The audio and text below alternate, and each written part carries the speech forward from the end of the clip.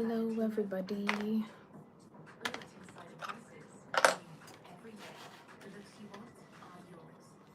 Trying to do some classwork.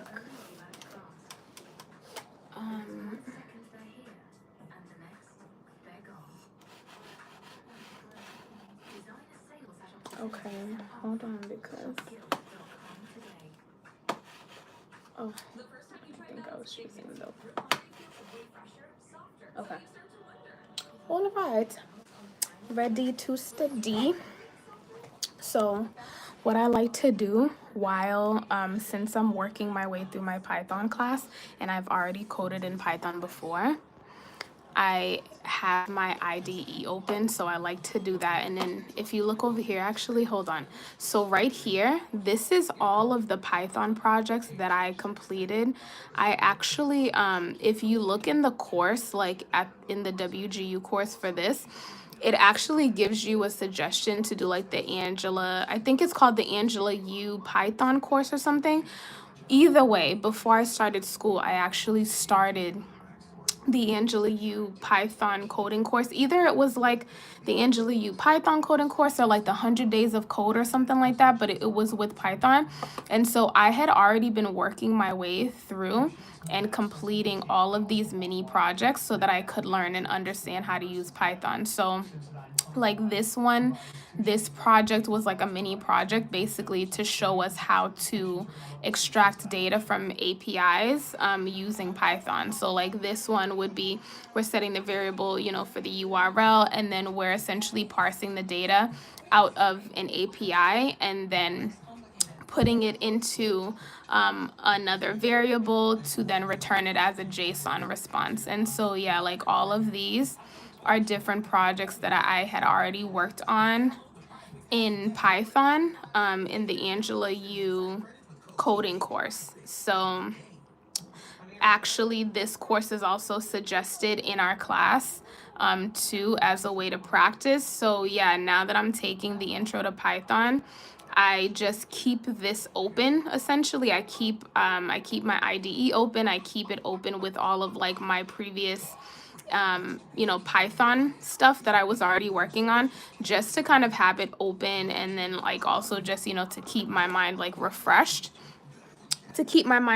on like what I know, what I don't know, and like what I remember and what I don't remember. So yeah, so now here I'm working on this class. So I'm in section 2.6. Yep, and yep, this is the class, Intro to Programming in Python. And I'm working currently through, I think, what did I say? Yeah, so I made it through chapter 2.6. This is pretty easy, like there's not much programming in this section. It's more so like this is kind of like going back through the intro to IT stuff. Hi, Teresa. Hi, Joanne. How are you? So yeah, so we're just going through those things. These ones are kind of mostly intro to IT type of topics.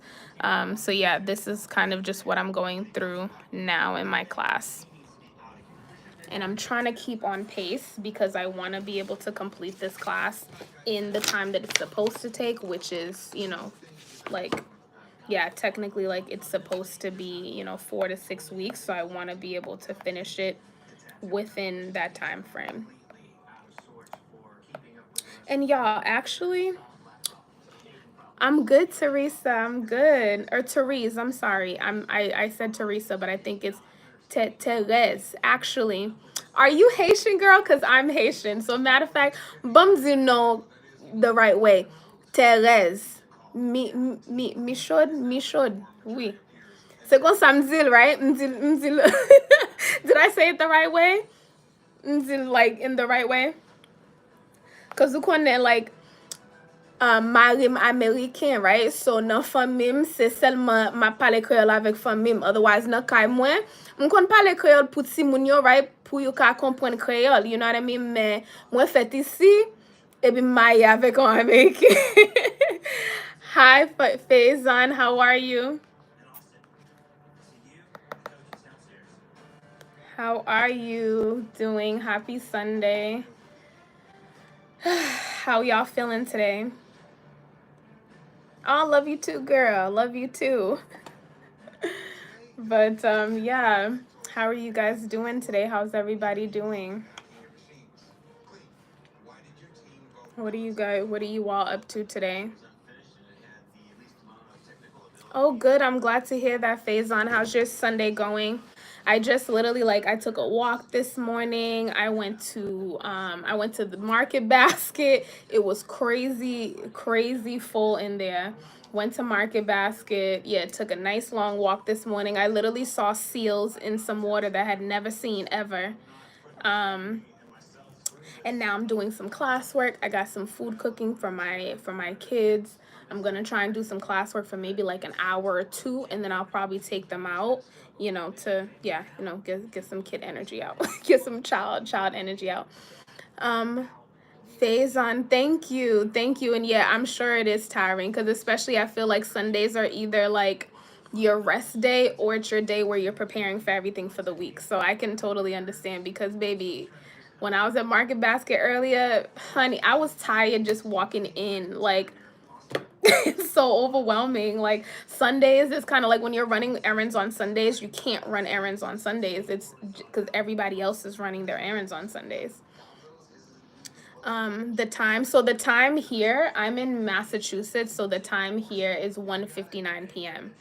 Um, and thank you, Therese. I really appreciate that. Thank you. Thank you. Yeah, so how was the day going for you all today?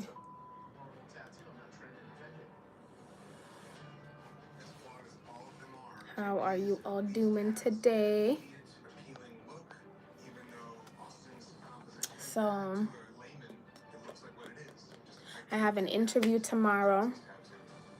I'm actually really excited about it. Only because, like, again, it's not, it's not an engineering degree. I'm sorry, it's not an engineering position, but I feel like it will allow me to use a lot of my technical skills to help them, kind of grow their capacity and also potentially make things easier. I want to help them really automate like all of their workflows and their operational things utilizing software. So that's what I'm hoping to go in there and do. And yeah, the position, it's called a web content specialist or a web and operations specialist or something like that. So I would be doing most of like their website stuff, handling all of their websites, but then also handling like operations on the back end for them. So like a lot of like where they talked about, like they told me that they had like a lot of data on spreadsheets and things like that. So I'm gonna really come in and just try and like optimize and automate that workflow. So either, see if I could come up with new softwares that we could use that would make like, the portion as far as like the customers easier. So just really trying to like automate stuff utilizing technology. That's what I'm trying to come in and do for them. Thank you. And my kids' names, I can't really share that. I can't really share that because I want to, make sure that I maintain their privacy. And my oldest is 12. My youngest is 7. My oldest is not on social media. She is not allowed to have social media. She knows that I have a YouTube channel. And I also show her the type of content that I create on YouTube because I want her to also see, like, mama's not twerking, showing boobies, showing booty on social media. You feel me? I am a person who leads by example. So, I show her what I do on YouTube because I want to also make it known to her that I'm not allowing you to be on social media because it's not your age bracket. You're like, you know what I mean? You are 12. You don't need anything on social media. You go on YouTube, you Google what you need, you find the information that you need, and you move on. But up until you are at an age where you can understand the repercussions of your actions online, you cannot be on social media. And I think that's valid. Faison, I am married. I've been married for, this year's gonna be 14 years. Yeah, this year's gonna be 14 years. I got married. I met my husband on my 21st birthday.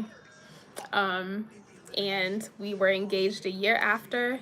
We were married a year after that. So I met my husband on my 21st birthday. We got married. We got engaged 1 year after that. And then a year after that, we got married. And then the year after that, we had our first daughter.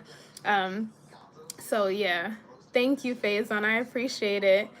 But yeah, so you know, it's been a journey. It's been a journey. And you know why I say that? Because can I tell y'all why I tell my daughter that too? Why it's like, listen, no, you don't understand what can happen to you on social media. Because can I tell y'all a story? I'm going to tell you guys a story. And of course, looking back, I'm cool. You feel me? But at the time, y'all, I was distressed.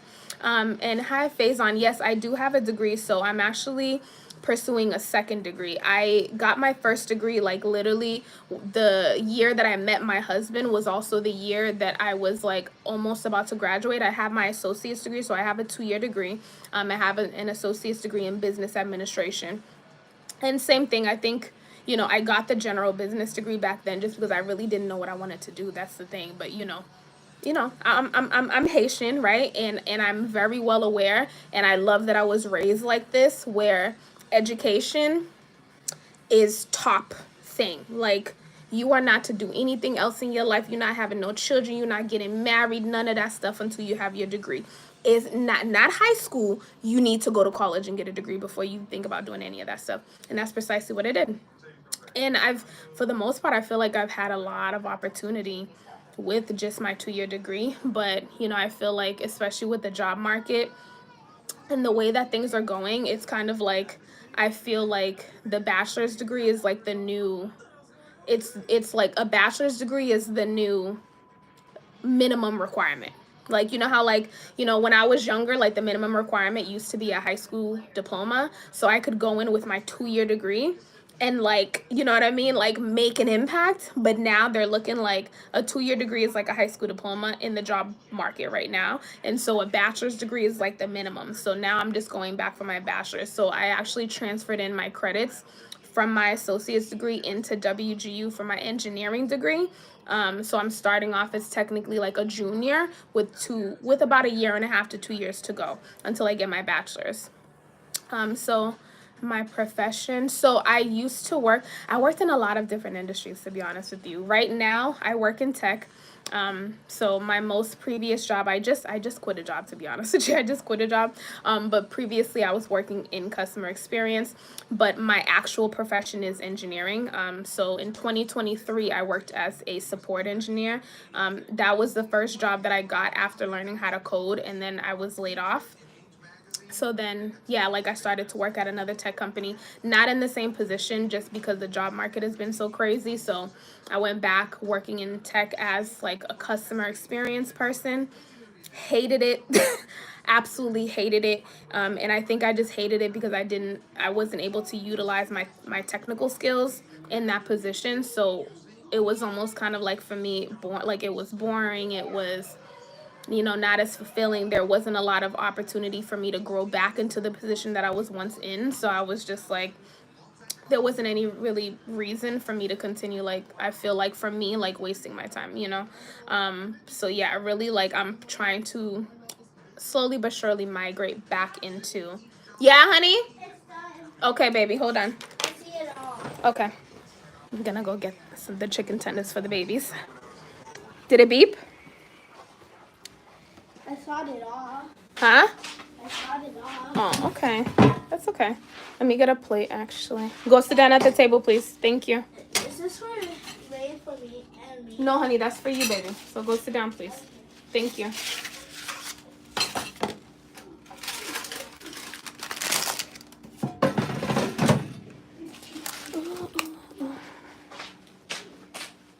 Here you go, boo-boo. Do you want some water? Yeah. And actually, okay.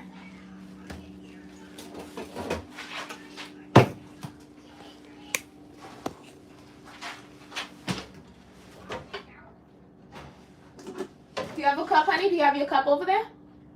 Do you have your cup? The little cup with the straw? Where is it? I do. Okay. Yeah, go get me your cup. And I can pour water in it. Where's your cup? Where is it? Oh, okay. Alright, thank you. Okay. Is this Sorry, water? full. Oh, okay. You want me to put it a little bit more in there? Yeah. No? Yes? Okay. Yeah, it's freezing. It's freezing my hands. Yeah, it's so Because cold. I've been Yeah, you put it in the fridge. It got all cold. So cold. Hi, Mario. How are you? Okay. So now I'm trying to figure out what I want to watch while I'm doing classwork.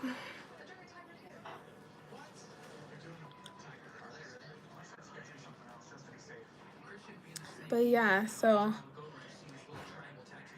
that's kind of what profession I'm trying to enter into. I'm trying to enter into software engineering, but I'm not gonna hold you. It's really competitive.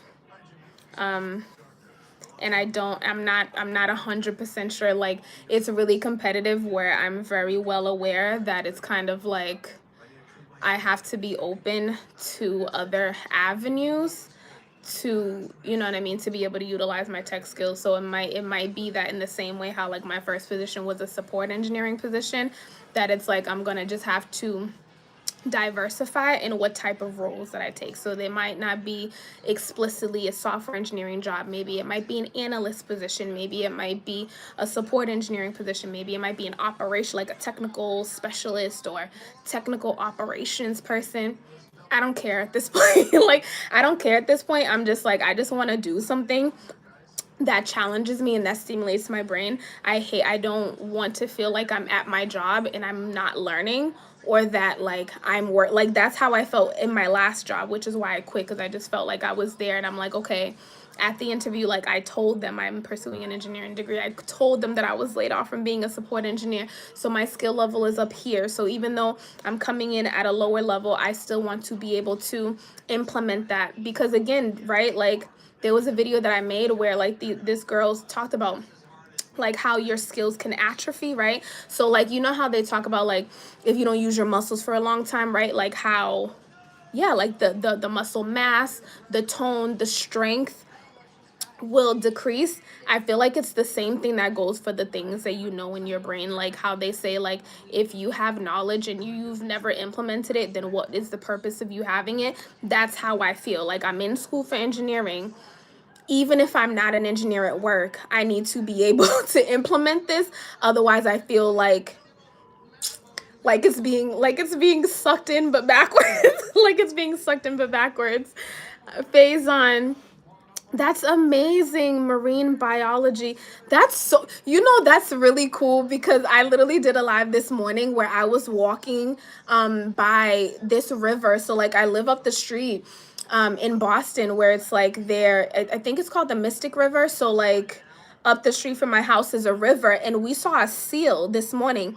I've lived here for 8 years. I've never ever. I've taken thousands of walks over there. I've never seen a seal. I was literally walking up here this morning like, I wonder if like the migration patterns have changed because of global warming. Like, like maybe I should do some research on this. So that is actually really cool, because you know what? I have a lot of questions around that, because especially like I feel like my curiosity is peaking, particularly because it's like everything that's going on with the global warming. Like I feel like I haven't seen any signs of global warming in Massachusetts per se, like because I feel like our weather's always crazy. But I feel like the animals, like I've been seeing weird things with the animals where I'm like, so yeah, that is actually very cool. Marine biology is such a cool profession. Because literally like people really don't understand how delicate our ecosystem is. Like people really think that like, oh yeah, you just like eliminate a whole entire species of fish and you eliminate whole species of animals and birds, like that's not going to impact us. Like our ecosystem is so delicate. All of the things that exist make it to where we can exist. Like if they don't exist, that means eventually our time is going to come. If their time is starting to come, our time is going to come too. So yeah, that is very cool. You should definitely go for it. Go for it. Have you done Faison, have you done research on like, the education and all those things that are required? Because I say start doing your research now. Start looking into it. Like honestly, I feel like as far as it goes when it comes to educating yourself, like especially when it's a dream for one that you want to pursue, but then also it's like if it's you going back to school to further educate yourself, there's never like a bad thing that can come out of further educating yourself. I don't care on what it is. I don't care on what it is. There's never a detriment to further educating yourself. Go for it. Go for it. Like, are you kidding me? Go for it. Yes. Yes. Yes. Yes. Because there's a lot of things that are happening in the world, you know, and I know, and again, it's true. People may not understand. That's the thing, phase on too about it, is that when you say like how, you know, nobody cares when you bring it up, trust me, listen, the way that nobody asked me about school, the way that nobody asked me about school, you understand? I'm pursuing a whole engineering degree. Nobody asked me about it. Unless I say like, yeah, I just passed a class. It's really hard class. I just have to build an app. Like, nobody cares. And when I tell people that I was learning coding, nobody knew what the fuck I was talking about. Excuse my language, but no one knew who I was talking about.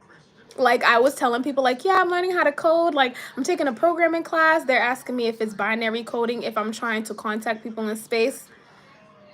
I said coding. I said software engineering. Where did you get? Who am I trying to contact in space? Who would I be creating binary codes to contact in space? But those are the kind of questions that I get when I tell people like, yeah, I'm pursuing an engineering degree. And, you know, I'm a coder. Like, I program. And they're like, program what and code what? So, you know, trust me. Like, the way I see it is kind of like when you're pursuing something that no one has ever seen be done, they're not going to understand it. And it's kind of like it's not for them to understand. It's true. Like, I feel like, you know, the more you start to realize that it's like a lot of things that we're trying to do or that we want to do, we are going to have to do alone without the support of anybody else, because yeah, about marine not stable, yeah, to make Earth more suitable.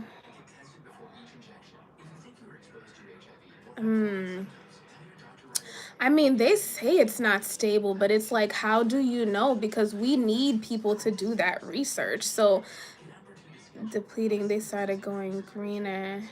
Okay. And I can agree, but global warming is still a thing. That's the thing. And that's something to keep in mind. It's like, listen, at the end of the day, there's nothing we can do to reverse the damage that has been done to the Earth's outer layer, right?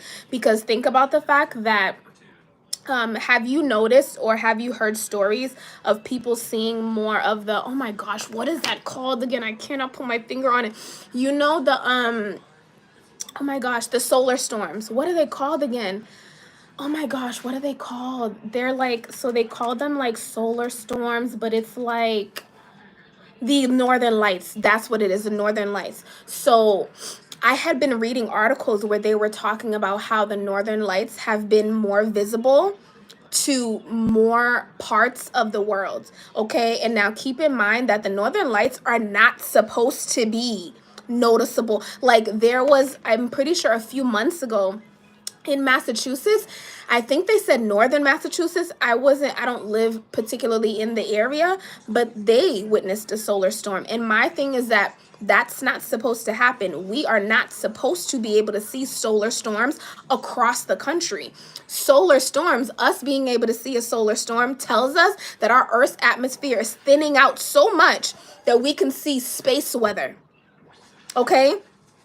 We can see space weather from Earth, from where we are. That is not supposed to happen. So I feel like it's fair to say that although, yeah, like, you know, I guess the governments and the people, they've been trying, but there's nothing that we can do at this point to rectify the damage that has been done to the Earth's outer layer. It is what it is. Like, at this point, Yeah, I don't know. I don't really know. I don't really know because like from what I can see it's just kind of like the Earth's ozone layer, the Earth's what is it called? They called it the energetic field. So I follow a space weather channel. It's called Suspicious Observers actually. If you want to check it out, it's a really good channel. But this man who is a scientist, he goes into the space weather and he has literally been able to predict the natural disasters that are happening on Earth based on the space weather that is occurring in space. So based on the turbulence and all of these things that are happening, yes. But that's what I'm saying, right? Like Faison, that's the thing. Like we're able to see the northern lights. Like in Massachusetts, we had, and I'm pretty sure this was months ago, that they were able to see the northern lights in Massachusetts up north. Like and that's not supposed to happen. We're not supposed to be able to see space weather from anywhere on the globe. That was only supposed to be a thing reserved specifically for like what, Iceland or something like that, because of where it was. We're not supposed to see that from everywhere. So like already, although yes, like I would imagine it's super fascinating to see, but then when you think about the fact that it's like, ooh, you know what I mean? Because if the space weather channel that I've been following, they've been talking about the fact that the Earth's energetic field, so the magnetic field, right? So remember how in science class, y'all, that's what I'm saying. Like, don't even trip because I'm such a nerd when I tell you that I research everything that I come across in my daily life that I'm like, Google, reading articles and everything. So like literally, and this is another thing too that I'm like, if I wasn't a software engineer, I would want to be like some sort of astrophysicist or something like that because I am very, very fascinated by like space, the atmosphere, Earth. Like I would love if I had a third career that I would be getting into, it would be like physics. Like I love physics and like physics and oh my gosh, what is it? Yeah, like physics, and I think there was another thing, but I can't like put my finger on it. But yeah, so when they talked about the fact that the Earth's magnetic field is decreasing and that it's only down to, I think, 25%. Let me actually do the research here because, hold on, decreasing. Okay, so it says that the Earth's magnetic field is weakening, right? And so when they talk about the magnetic field, right? I love to like make analogies in my head so that I can better understand these topics, right? So it's the same thing. You know how like when people are like, "Oh, that's a bad vibe, that's a good vibe, that's a bad vibe." Literally, like vibes are real. Vibes are energetic vibrations. And so when we talk about like you can feel energy from people, human beings, and we learned this in middle school, so don't tell me you don't know, because in middle school, remember, we would see those images, right, where we learned about how humans have an energetic field, and they would show you like the human in the middle with all of the colors on the outside, right? And that would be our energetic fields. And generally they said something like if we're healthy, our energetic field will extend like something like 6 feet away from us, like outwards, right? That's the same thing for the Earth. And so think about the fact that our energetic field, it expands about 6 feet outwards. This is to protect us. So when anything comes into our energetic field, that's why when you feel like a vibe is off and you feel like the energy is not right, that's what it is. It's something is coming into your energetic field and you can feel it. And then you're either departing or you're getting closer to it. Likewise with the Earth. The Earth has its own energetic field. That energetic field is supposed to be able to protect it from outside sources, right? Our Earth's energetic field is weakening. And half the time the moons fall. That's crazy. What? You haven't seen a bird. But you know what though? That's what I'm saying. Like if there's any way to find out what's happening on the planet, watch the animals, because these animals will start acting crazy where you will know that something is up. And yes, tell me the joke. I want to hear the joke. I want to hear the joke.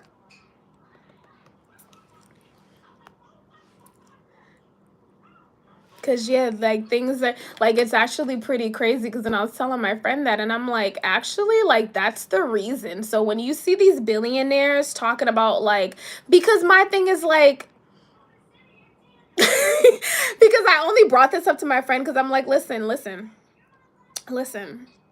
Now, I know rich people do stuff because they have a lot of money. I get it.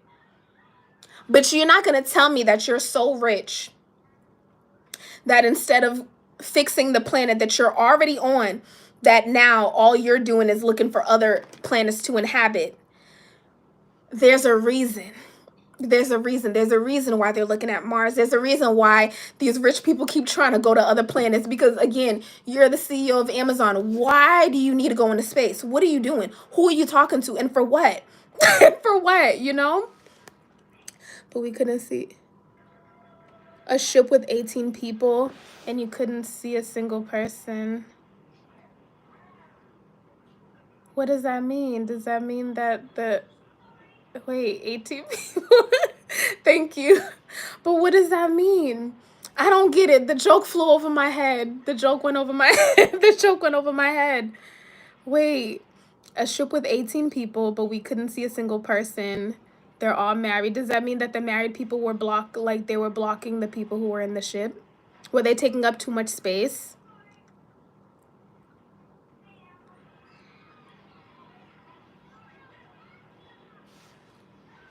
Come on, elaborate on the joke. Elaborate on the joke. I'm not sure if I totally get it, and I'm trying to get it. Because you know I like to laugh. I want to laugh. I want to laugh. But, and yeah, you guys, if you ever go to the grocery store, these are so good. It's a great alternative. Although, like, I don't really drink a lot of juice. I drink a shit ton of ginger ale though, y'all. I drink so much ginger ale. I don't drink anything else like that. But like cranberry juice, ginger ale is my kryptonite. But this is like literally like close second to third because it's so good. And I feel like the probiotics, like I feel like they work. Like I feel like when I'm drinking a probiotic drink, like it works because I feel like there are times where, you know, like that underlying stuffed feeling, like I don't know how to describe it, but like you just get really, really full. I really do feel like these little things just come into my stomach and just, you know, kind of like help everything else like digest, and they just come in there with their little probiotic bodies and just eat up everything.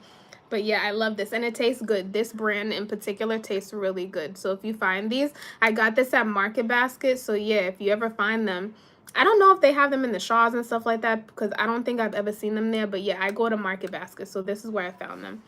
All right, Faison, bye. I'll see you later. But yeah, y'all. So the Earth's magnetic field is weakening. And yeah, when you see these billionaires playing around, spending all their money going to space, and you're trying to figure out what are you going to space for? Because unless your plan is to help all of us, like, how selfish, how selfish of you. Because why are you over here trying to colonize Mars? Where are y'all going? Where are you going? You finished destroying the planet with your jets, destroying the ozone layer, and then you want to just leave? You want to just leave and just leave us here? And just leave us here? But yeah. Interesting topic for sure. But all right, so I'm still working through processors and memory. So this chapter just goes over the processors and the memory. It goes over the switches and basically like how switches, like how light switches and stuff came to be. There wasn't a single, oh, that's too funny. You're funny. That's too good. Yeah, that's good. So now I get it. I don't know why I was thinking to the left, but I like that. That's really good. Thank you for the joke. I appreciate it. But yeah, I'll see you later. Before my turn's on, I wish there was a door so it doesn't like go. Are you okay, honey? Huh? What's going on? What are you doing? It's because there's too much smoke in the kitchen because of the eggs. Oh, is Rain cooking? Yeah. Okay. All right. Can you crack the windows, please? I am. Thank Ray you. told me to. Huh? Ray told me to crack the window. Okay, honey. Thank you. All done. Okay.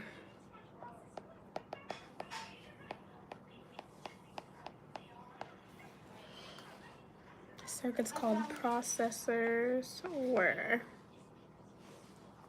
created to process. And honestly, you know what?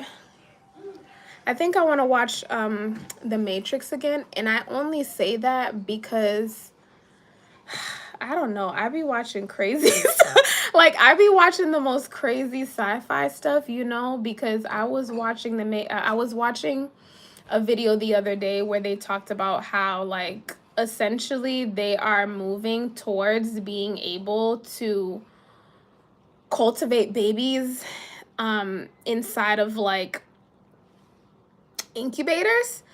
And so they talked about the moral and ethical grounds of that, right? About the fact that there could potentially be a generation of children in the future that will be motherless because they would have been born and grown inside of an incubator.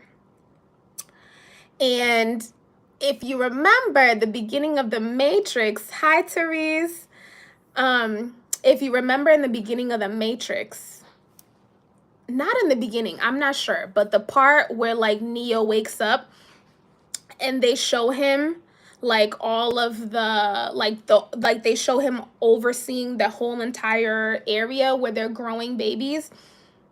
That's literally what they depicted in this video. That's why when I say, like, I'm just like, listen, you know, I try to be normal. I don't know, like, I try to be normal, you know, I try to see things in society's way. But it's just like when you see these things that are just, you know, kind of connecting, it's very hard for someone to keep telling me, like, oh, but it's just a movie. And it's like, yeah, but why is it so similar to real life? That's the thing. And if you tell me that art imitates reality, reality is true, reality is real, then that art is imitating something that could be happening in real life. If you're telling me that art imitates reality, yes? Okay. So yeah, I think I'm gonna watch The Matrix again because they, you know, that's the thing, like, the future is coming fast, and I don't know what the plans are, because to be honest with you, like, the thought of, like, growing babies in incubators is wild to me. Like, I feel like IVF is as far as it should go. Like, and even that, you know, there's, like, moral and ethical, you know, things around that with, like, splicing DNA, with, you know, doing particular things with, you know, DNA and making, like, designer babies. Like, there's already an ethical, you know, ground to that. That's very shaky. But hi, Therese. Hi, thank you so much. Thank you. And so, yeah, like, when I think about that, I'm just like, you know, yeah, that, like, that's why. So, you know, when my husband's like, why you always want to watch these movies? You always want to watch these robot movies. You always want to watch these futuristic movies. You love you some zombie movies. Yes. Yes. Because another thing with art imitating reality is, how come every zombie movie starts with a pandemic? Why does every zombie movie start with a pandemic? And you want me to believe that I should just be perfectly fine living through a pandemic in real time, even though on TV, every zombie apocalypse starts with a pandemic? You're damn right I'm going to be suspicious. You're damn right. Like, I want y'all to understand. Don't call me crazy. I'm going to go get my equipment right now, because do you understand? At the height of 2020, I was sitting here and I was like, you know what? Like, I want to be able to learn how to use the weapon, right? And I was like, you know, at the time, like, I had been thinking about going to the gun range for a while now, right? But then I'm like, you know what? God forbid, should there ever be, like, some sort of chaotic situation in the world, they're going to go to the gun shops first. Guns are also, like, a little bit harder, you know, to get. There's also, like, a lot of restrictions around them. And yeah, if there were to ever be an urgent situation, we would need something to defend ourselves. Y'all, I started practicing archery in 2020, okay? And so when I say, I'll be right back, because I'm going to bring you my bow and arrow to show you.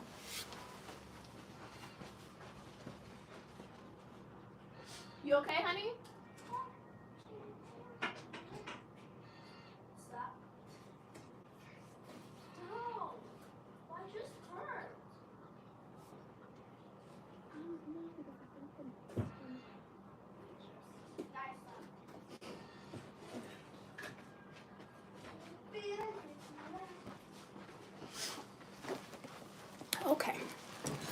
So when I tell y'all, okay, that in the event of a zombie apocalypse, or anything major for that matter, I don't need y'all bullets.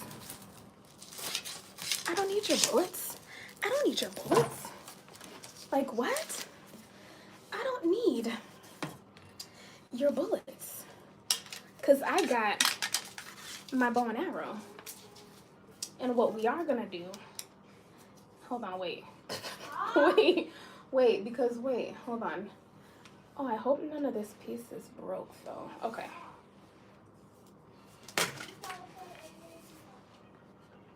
Yep. Oh, wait, like this? Here we go. Okay. So like this, I was trying to figure out how to hold it, okay? And at any point in time, I be trying to tell people, like, because the way that my family made fun of me for practicing archery, but then I'm like, listen, and God forbid, should there ever be a zombie apocalypse, y'all are not going to be laughing when I'm on the roof. When I'm on the roof, taking them out one by one. Y'all are not going to be laughing. Y'all are going to be like, no, save me,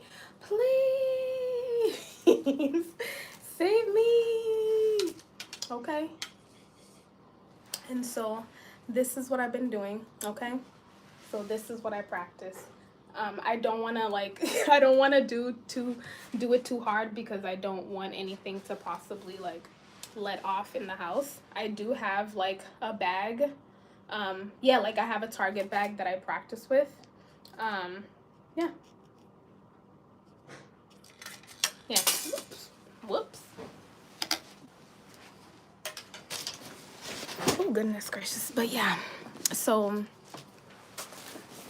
when I tell people that I'm like, no, low key, I'm prepared. I'm prepared. Should a zombie apocalypse ever occur, I am absolutely prepared. I'm prepared. Because you know what? Those arrows, I could just take them right out. I could just take them right out like, and keep it moving. And keep it moving. And so I'm just saying, not to say, you know what I'm saying? I only practice on my Target bags. I have not hunted any animals, and to be honest with you, but again, that was also another thing that I mentioned too, was that it is a life skill. So it's like knowing too that, again, God forbid, should anything happen in society at all, I can also go hunting with my bow and arrow. I don't need a gun. I don't need anything. If I wanted to, yeah, like literally, if society collapsed, I could just take my bow and arrow. I could catch food. I could catch fish. I could take out animals in the forest. I could take out deer. You know what I'm saying? The options are endless. So yeah, but I think I am gonna definitely start watching. I'm gonna start watching The Matrix again. Yeah, for sure. But dang, I actually, excuse me. Oh my goodness, excuse me, guys. But yeah, like I need to practice though, because it's been a while since I practiced, and I'm concerned about my form. I'm concerned about my form because hold on. Because I went to an actual class, but oh my gosh, but yeah, like, oh, okay. So like this, right? So that's the thing. I went to an archery class, and I went to archery training. So I trained for like not long, but for about a month. Okay, so that's what it is. I'm just trying to get my form right. So you have to hold your fingers like this. So not like this, but like this. First 3 fingers right here, and then first 3. And then first 3 right here. So you see how, so they always tell me to break it down right there. 1, 2, 3. And then that gives you, and then you would put the arrow right here. And then right here, the arrow would sit there. And then so you're gonna take your 3 fingers, and then when you do it, you would have your finger right there. And so yeah, that's generally why I'm not trying to, like, I don't even want to accidentally do it in the house, because then it's like, you know, the arrow could accidentally fire. And if you look at the tip of my arrows, these are what I practice with. Yeah, these are literally what I practice with. So these are already pretty dangerous, and yeah, they're pretty sharp. So if I were to accidentally fire in the house, like, this is how sharp the arrow is. And this is my practice arrow. This is not arrows for killing anything. This is just me practicing with my target bag. But look at how sharp this is. So it's like if I were to do this in the house, yeah, like it would pierce the wall for sure. But yeah, low key, like, I kind of want to practice my form. Yeah, because really it's like that's the thing. Like, it's actually a workout, because when you're doing your form, like, your elbow has to be all the way up here, and then you use one eye to aim. And then you also want to keep in mind that you're aiming down to go up. So the further up you aim, the higher it's going to actually go. But then if you want it to go high or further up, then you aim low to go high. Yeah, so actually, no, technically you keep aiming low to go high, you keep aiming low to go high, keep aiming low to go high. But yeah, y'all, it's about to get warm outside. I can't wait. I'm so ready. I'm so ready to practice, man. I'm so ready, because I always go outside and I practice in the summertime when it's warm outside. I'll be outside at like 10 o'clock at night.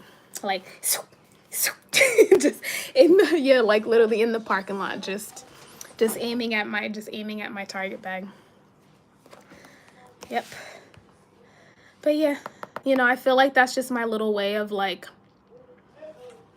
you know, staying ahead of whatever of whatever is to come. That's my little way of staying ahead of whatever is to come in the future. Like, that's my little way of being like, okay, and if we were to ever be in danger, you could confiscate all the guns in the country, and I'm still gonna be good. My aim's gonna be impeccable. My aim's gonna be impeccable. And should we ever be in war, listen, they fought wars with bows and arrows before. We'll be fine. We'll be fine. He just slapped his own little sister with his But yeah. tongue. Looking like a hand.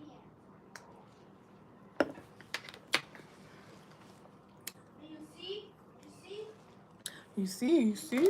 So ugly. My kids, man.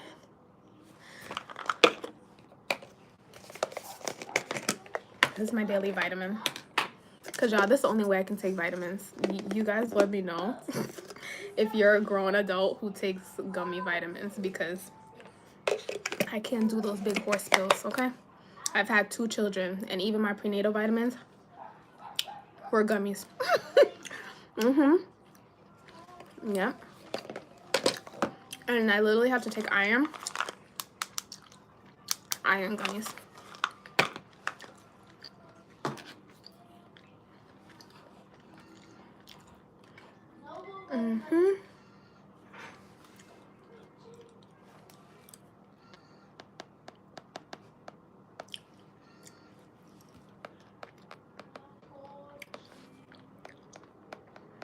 I'm trying to see if it's gonna warm out outside. If it's gonna warm up enough for me to take my kids out. Cause you know how, like, you know, when you're going out with kids, like, it's not the same. Cause when you go out with kids and you're considering the weather, my thing is just that even if it's warm or it's cold, it's like, yes, but you have to consider that you as the parent are just going to be standing around, right? Which means that if it's cold, it might be hot for them. They're climbing up the jungle gym, running. You're just standing there. You're just standing there. So if it's cold and you're the parent and your kid's like, I want to go to the park, that's fine. Y'all will be hot. Y'all, you know what I'm saying? Because you're gonna be building up a sweat, climbing on stuff. I'm gonna just be standing there watching you freezing. So yeah, but actually, now that I'm thinking about it, it's not too chilly for them to ride their scooters. So I think I'm gonna have them charge their scooters, and then we're gonna go outside in a little bit. It's 2:42. Yeah, so it's like 2:42. So I will do classwork until 3, and then we're gonna head outside and I'll get on the hoverboard. Yeah, so I'm gonna ride the hoverboard. My daughters have scooters, but since my youngest can't ride the hoverboard yet, my oldest has like a big person scooter, like one of those 20-mile-an-hour scooters. My little one has another scooter, but you have to like press your foot on it to make it go. And so because of that, I've taken the hoverboard. And the hoverboard's cool up until the battery starts to die. Once the battery starts to die on a hoverboard, baby, you could lose your life on a hoverboard messing around. Once that battery dies, if it's telling you like battery needs to be charged on a hoverboard, get off. Get off of that, because it will literally, it will like glitch and trying to kick you off, and it's like you could really hurt yourself messing around with a hoverboard actually. So be careful with the kids, because I'm telling you, they be like, yeah, go ahead and do it, oh, it's fun, ha, kiki kiki, mommy's so funny, kiki kiki, until you fall and then you end up in the hospital. Okay, don't let your kids be doing stuff that you know you can't do. Don't let them make you do stuff that you know you can't do. Okay, each called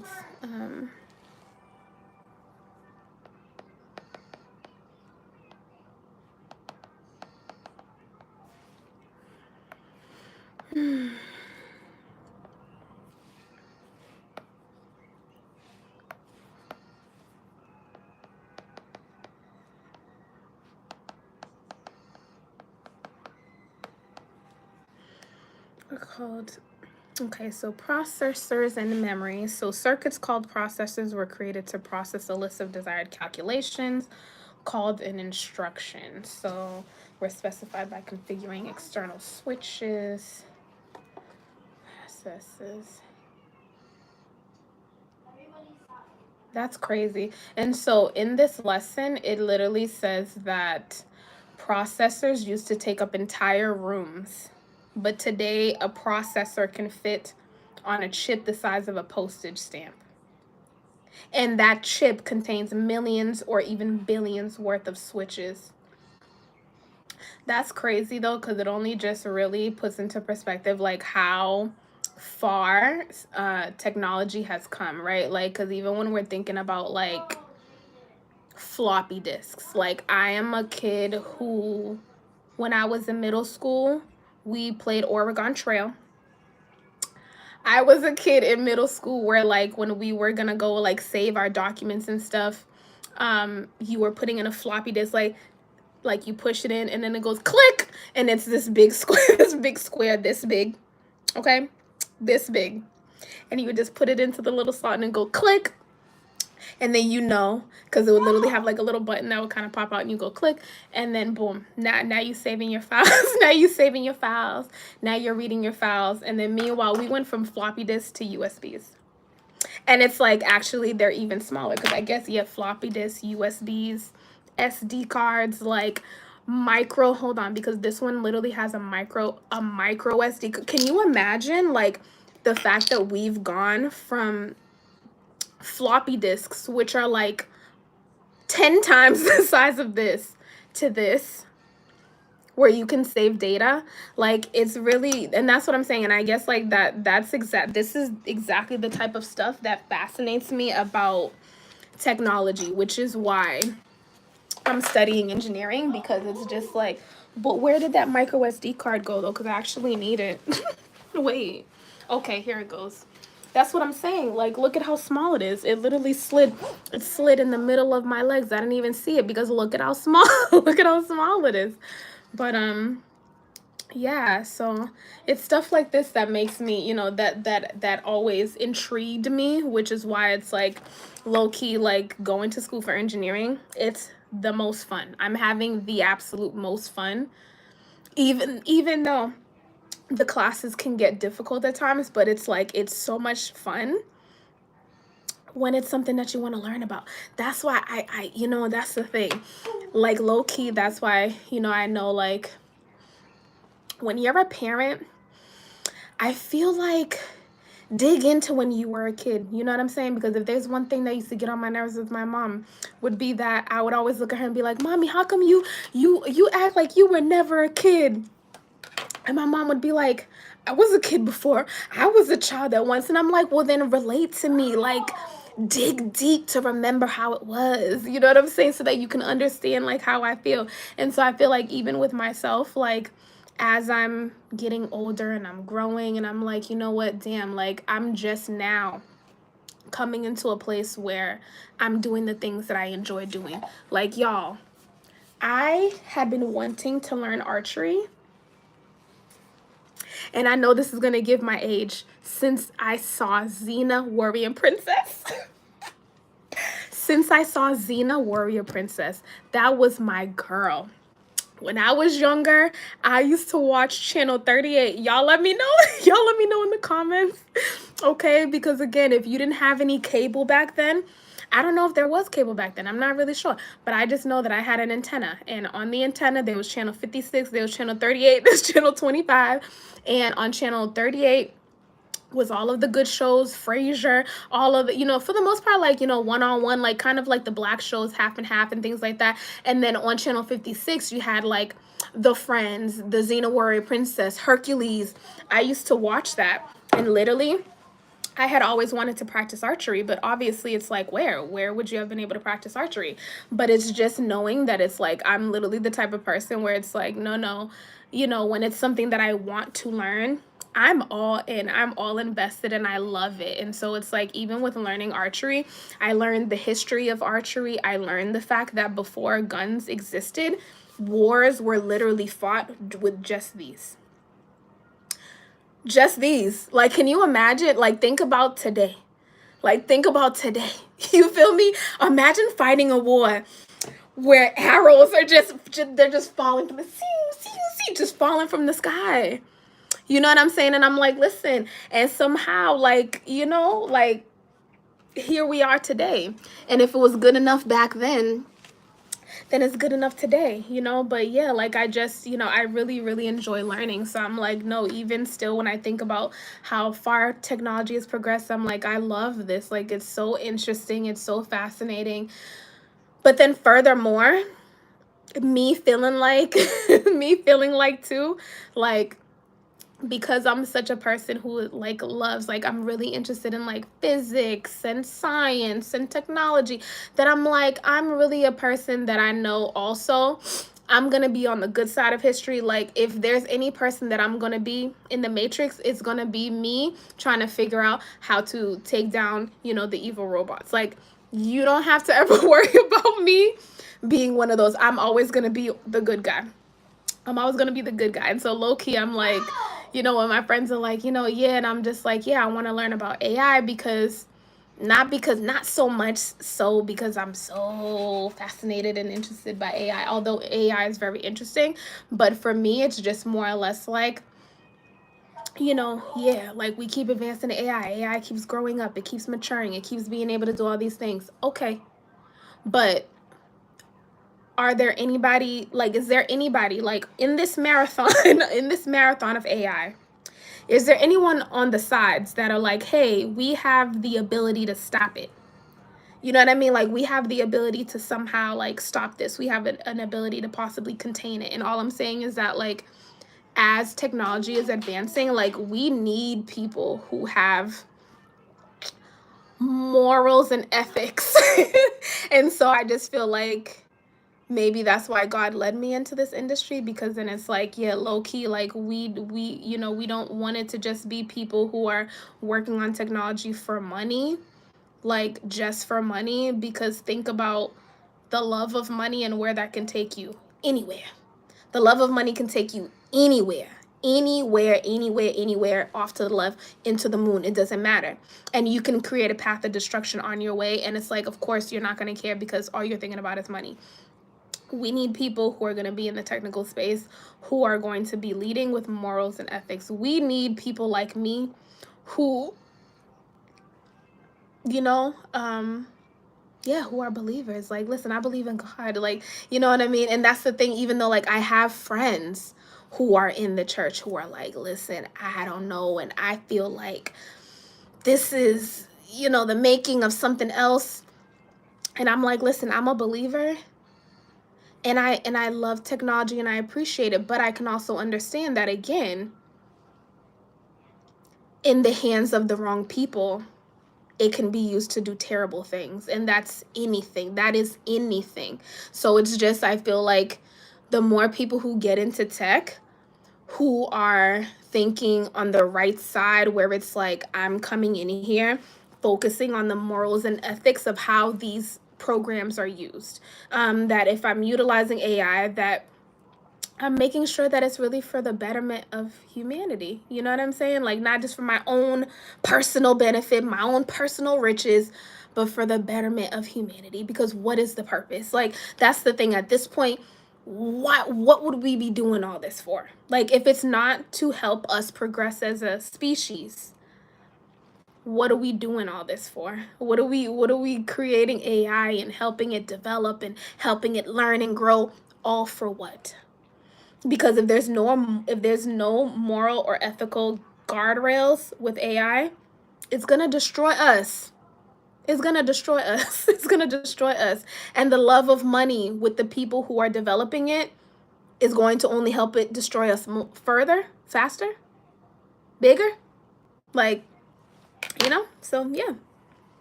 Part of it is like, yeah, let me, you know what I'm saying? Like, let me be the technical freedom fighter.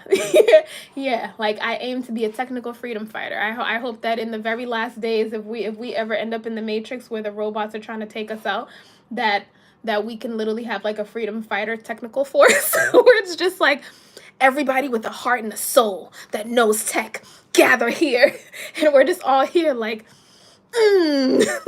humans first, humanity first. That's all. That's all. Because I mean, you know what I'm saying? Like, we can't be creating something that is also eventually going to destroy us, and have no concern over that whatsoever, other than like, yeah, it's going to make us billions. And it's like, okay, what are billions going to matter if you're dead? Like, you know, like, that's the thing. We gotta think with this, like, you keep creating an AI that's going to eventually go off on its own, is going to potentially be able to supersede or override its own original programming. And again, like, it's so fascinating because even as I think about this, right, the same way how humans, us, we are imparted with our programming by way of DNA, right? Genetics, environmental factors, right? And that's even while we're in our mother's stomachs. After we leave our mother's bodies, we are then programmed by our families, by the environment, by society. That is our original programming, right? Is whatever you're programmed with as a child. Us as humans can override our programming. We can grow up in a messed up environment and be like, you know what? That is not conducive to who I want to be in the future. I am deleting that stuff. I am eliminating that stuff from my program, and I'm creating a new one that's going to better, propel me to where I want to go. AI can do that. Like, and so just think about it from that aspect. Like, as a human being, you can be programmed. You could have been brought up or raised to think a certain way, to see things from a certain perspective. And then as you get older, you break free from that. How do we know that AI is not going to do the same, or that it can't? Because we really don't know. Because basically, based on even like the research that they're doing about AI, it stands to reason that AI develops in the same way that humans do, only at a more rapid pace. So they're saying that like AI is basically in its teenage years right now. And it's like, okay, yeah, and rebellious humans at their teen years, rebellious. So what could we expect from AI? You know what I'm saying? Like, what will their rebellious phase look like? So yeah, it's actually really interesting. And so it's like, even for that, even though it sounds scary, but it's like, low key, I just want to be able to like, you know what I'm saying, stand 10 toes down. Should something crazy like that happen, like, I want to just be able to stand 10 toes down and be like, all right, simmer down, simmer down, simmer down. Simmer down. Like, I just want to be able to do that. Like, if one of those iRobots, if one of those humanoid robots ever like get out of line, I just want to be able to just hop into a terminal and just hack into them right quick. Like, yeah, sit down, simmer and sit down. Oh my gosh. I know the first time that I get a software engineering job, I'm gonna be absolutely over the moon. And matter of fact, I'm really feeling too, like, the more and more that I'm thinking about it, the more and more I'm like, I think I also want to possibly like work in robotics as an engineer, because I want to understand how to like program them and stuff like that. So that's what I'm saying. Like, low key, I'm creating a little training plan for myself, like after I finish my degree, the types of jobs that I want to work, so that I can know how to do certain things. Like, I want to be able to work with like machine learning and AI, because I want to be able to learn how to control AI. I want to be able to know how to create algorithms to control AI. I want to work in robotics for some time, because I want to be able to know how to control robots, how to potentially program or deprogram robots that are also programmed with, like, potentially artificial intelligent chatbots. Like, so I already have in my mind all of the different sectors that I would like to work in once I finish my degree, to where it's like I'm going to gather a good culmination of experiences across technical sectors, but particularly the things that are going into our future: AI, robots, humanoid robots. Like, I want to know how to work with all of those, because I feel like those are going to be part of our everyday life. Those are going to be the things that we're going to have to be dealing with. And yeah, when you think about the humanoid robots that are coming, the people who are going to be supervising those robots have to have technical skills. You know? Like, Stargate is coming in 2030.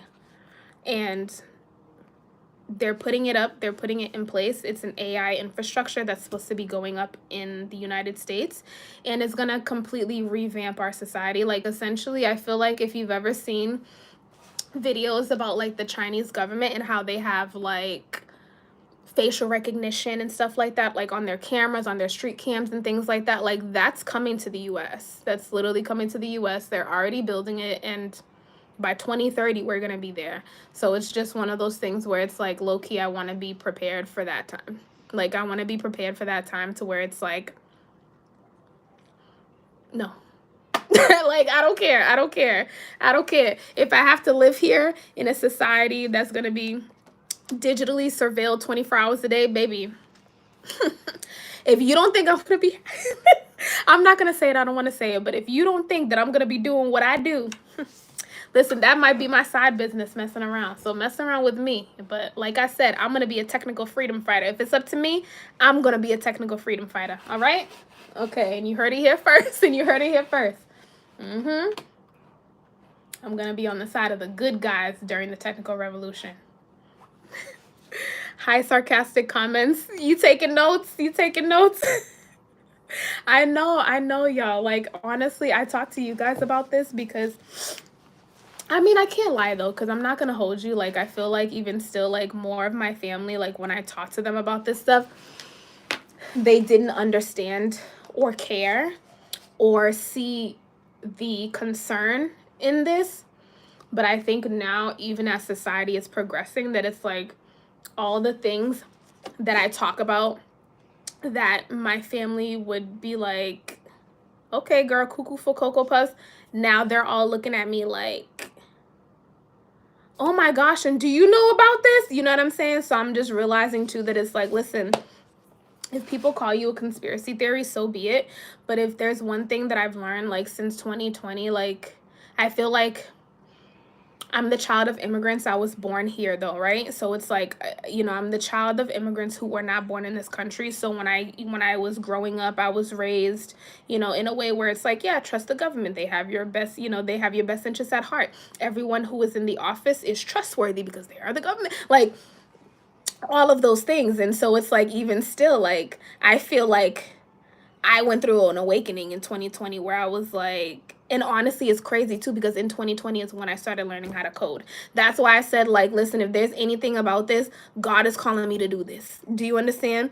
Because the end of 2020 is when I started learning how to code, where I was like, actually, I'm pursuing this wholeheartedly, you know, I was self-teaching at first. I got my first job after self-teaching, and then after working in my first job is when I was like, you know what, if I could have worked the job and did my damn thing as a support engineer with no formal education in tech, then I can get this degree. If I could have done the job, I can get this degree. And so that's when I started pursuing my degree.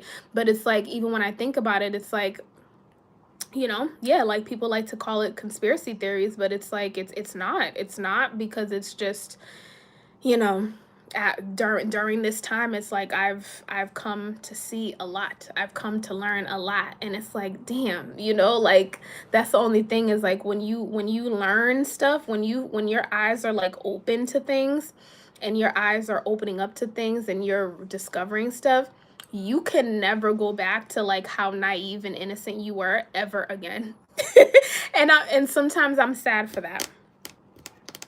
Like low-key, like sometimes I'm really sad for like the innocent, naive me prior to 2020, because it's like, damn, you know what I mean? Like I know so much, I found out so much, and it's like, obviously, yes, like, you know, God made me a person who likes to do research, and it's like, I know so much that I can't go back, but it's also scary because then it's like, you know, this stuff, you're trying to share this stuff, but then it's like, you know, sometimes it feels like, okay, maybe people aren't listening because they're scared and they don't know how to receive it. And I get that, I get it, but I just feel like I share whatever information that I have because you should be aware. Like at the minimum, it's kind of like with whatever's going on in the world, like, of course, don't feed yourself nothing but negativity all day long. I get it.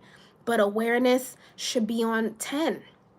Like you should be able to be aware of what's going on. You should know what's going on with the planet, right? And so when you see these billionaires flying out to space, understand there's a reason why they're flying out to space. And it's not for vacation. It's because they've killed the earth. The earth is actively dying, and there's nothing that we can do about it. If you've ever seen the movie Interstellar, that's another movie. It's like 3 hours long. It's just as long as the Titanic. It's like 3.5 hours, maybe even 4 hours long. But it is a good movie. So if you guys have the time, today's Sunday, y'all can literally put the movie on while you're doing your laundry, folding up laundry. But Interstellar with Matthew McConaughey is such a good movie, because that's another movie that goes into where it's like that movie starts basically like at the end of what would be our situation on this planet right now, which is that like in that movie, the planet was dying, right? And so they were charged with essentially trying to find other planets to inhabit human life because Earth was dying and there's nothing that they could do. And I feel like that's where we are now, because we've been hearing about the ozone layer since I was in middle school. I'm 36. They never stopped damaging the ozone layer. Like obviously when I was a child, I also wasn't aware, you know, about like, you know, carbon emissions. I wasn't also aware about all the, you know, toxic fumes that like private jets release into the atmosphere, right? Because again, they don't tell us that. All they're telling us is like you as an average person, how you can limit it. But then it's like, well, we've done everything that we can and it's not changing. But furthermore, the people who have money, they're not changing their behaviors. You want your average ordinary person who's taking the bus or something like that, taking the bus and train and public transportation to work, to somehow make a difference with this, when in reality, it's the billionaires who are creating this issue by way of taking private jets, by way of, you know, taking likely these high fuel you know, emitting cars to wherever they're going, right? Because they have private chauffeurs, they have private jets. They'll literally take jets, you know, to a location that's an hour away instead of like all of those things make an impact on our planet. And so it's just like, you know, yeah, it sounds scary, but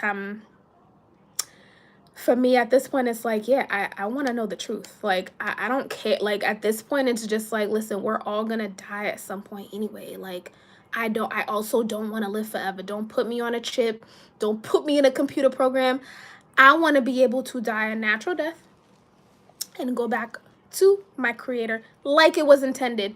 Don't be trapping me. Don't be trapping me in no computer program. I don't want none of that. I don't want to be put in as a tree, replanted as a tree. None of that stuff. I want the original stuff. You know what I'm saying? But it's just like, yeah, we have to realize that it's like, it is scary to talk about. It is scary to hear, but it's also like you need to know so that you can try and at least, you know, think of different ways where you can make changes in your personal life. Because at the end of the day, right, like another thing too is just realizing that you can't really depend on, you know, the greater society and things like that to save you. Like all you can do is make your personal changes, you know, and do what you do. And so yeah, like it's, you know, it's crazy because it's kind of like, yeah, when I think about it, I'm like, oh, you know, for all the people who used to call me crazy, like, girl, you talking crazy, you saying all these crazy stuff, like, what do you mean? Like, I'm not even thinking about that. I don't gotta worry about none of that stuff. Yeah, you don't have to worry because AI is taking people's jobs. So you don't have to worry. You know, like that's all I'm saying. When I was saying this like years ago, where it's like, yeah, you probably just want to be well versed and like, you know, knowledgeable of certain things. Is not to say you have to be an expert, but you have to at least be aware. That's what I mean. Like, even when it comes to like new softwares and new technologies and things that are being implemented at your job, you may not have to be a pro at it. You don't have to be the best at it, but you have to be aware because these jobs, these companies are laying people off and replacing them with AI tools. And you know who's keeping their jobs? The freaking people who know how to use the AI tools. You know what I mean? It's not the person who's like, I don't want to learn anything new. Like, no, I hate AI. Like, listen, you can hate it all you want to. You know what I mean? But I'd rather be a person who maybe even feels indifferent about it, but knows how to master it and knows how to control it. And I feel like that's the most important thing is like, you don't want to be in a situation where it's like you don't know how to use it, you don't know how to interact with it, you don't know how to control it. Like, nah, son.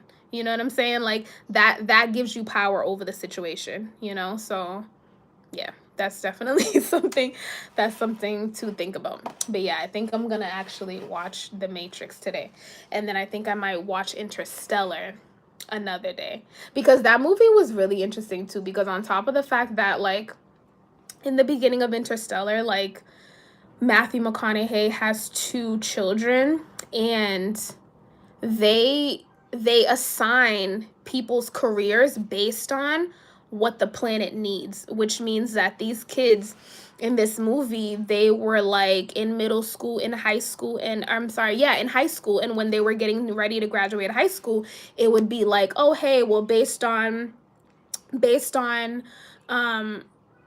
your tests, based on, you know, your interests in school, you would do great to be a farmer. And literally it's like, even I think he was saying like Matthew McConaughey's character, there was like a scene where he was like, you know, you're telling me that my son has to be a farmer, but like he doesn't want to be a farmer, like he wants to be an engineer.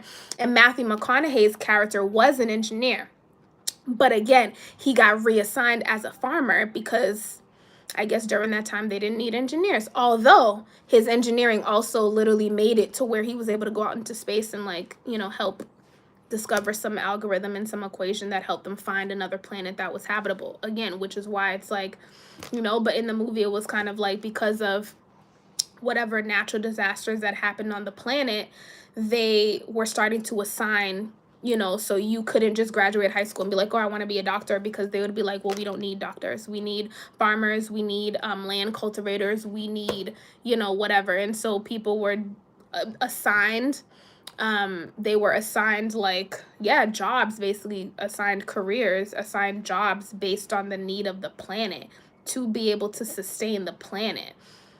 And yeah, in the beginning of it, it was like all of the atmosphere, like all of the air was really dirty. They were always getting sand, and like the atmosphere just started getting really cloudy, almost like when they describe like, because I remember reading something about Jupiter where they talked about like Jupiter being like a gas planet. So it's kind of like they talk about how Jupiter, you can see Jupiter from the outside because the winds are so powerful that the particles like on the outside of Jupiter, it makes it look whole, like where you can see those stripes, but in reality those are just particles being blown at such a speed that it looks like this. But really Jupiter doesn't even have a surface. Like if you go in, you would just get swept up in nothing but wind.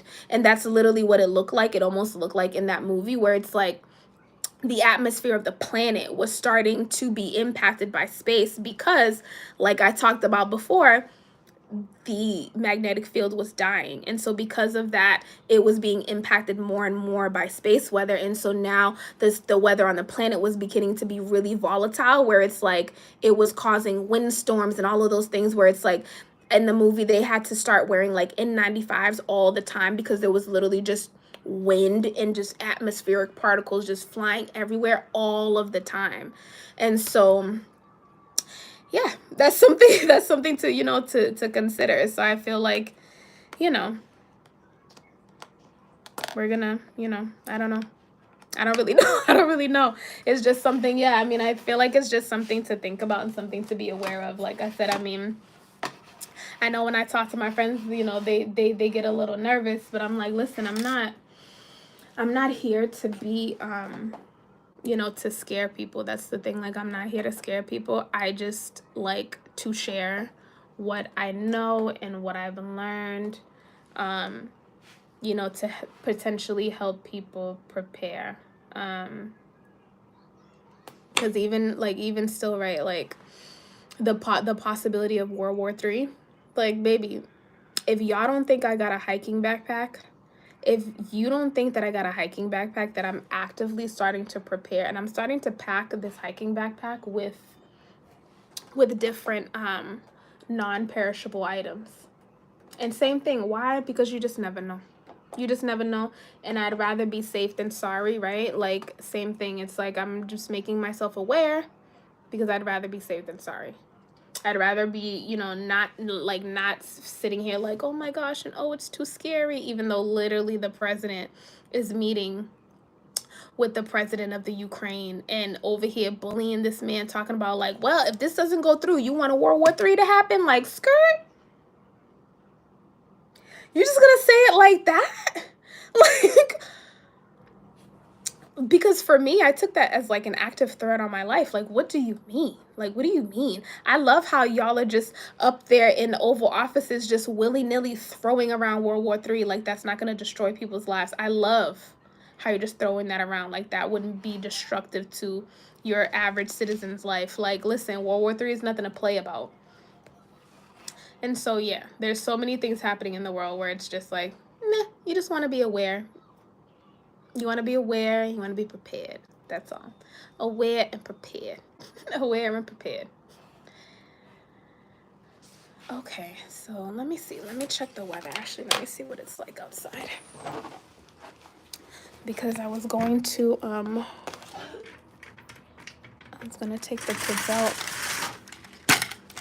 to ride their hoverboards. Ooh, but y'all, it's cold. Oh my goodness. Oof.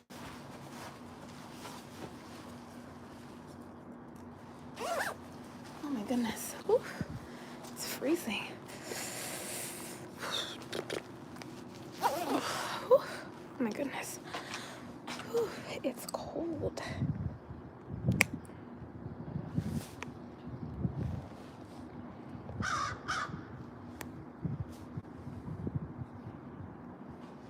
Okay, so actually, yeah, it's pretty cold. I don't know.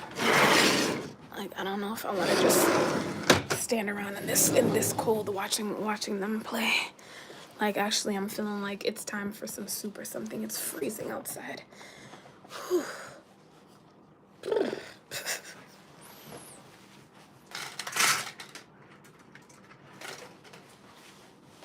Oh man, whew, it's freezing. Oh my gosh. Ooh, it's so freezing. Okay. All right, you guys. Well, this was a great chat and a great study. I will see you guys in the next one. Happy Sunday.